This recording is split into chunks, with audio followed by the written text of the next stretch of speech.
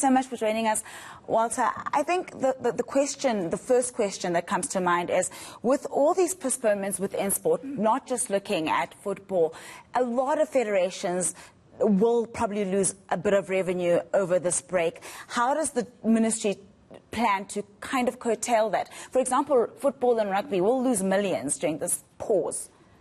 Well, that's correct, Nandi. Thank you very much for having me here.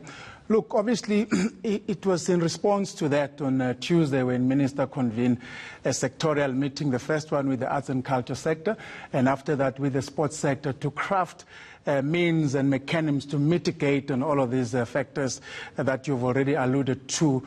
And then certainly there's millions of rands in terms of lost income of sponsorship, broadcast content rights, etc. So all of the efforts was to say, how can government come in and assist?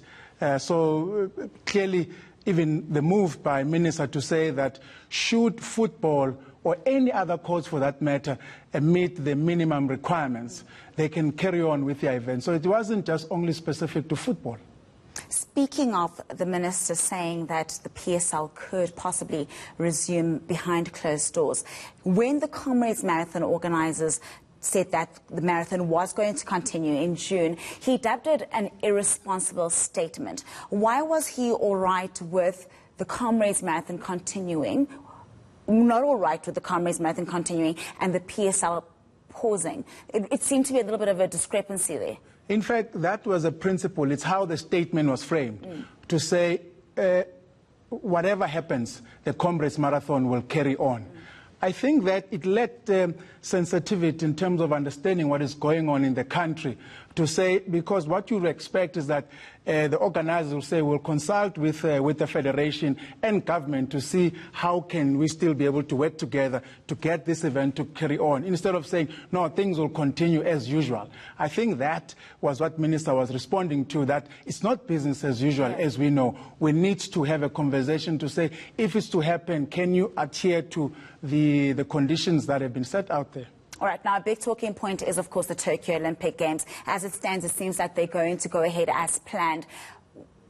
With all these postponements, even in terms of athletics, swimming, etc., how are our athletes going to prepare for the Olympic Games? And has there been constant communication with the IOC out in Tokyo, just in terms of safety, in terms of health and that kind of thing?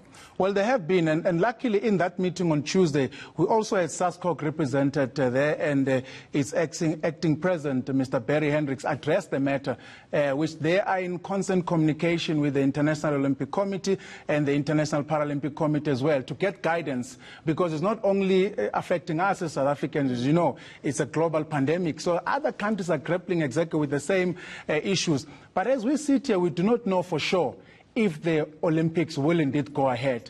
And at the time at which perhaps we know that one major tournament in football, the Euro 2020, has already been postponed. So we don't know. A lot could still happen over the next couple of weeks.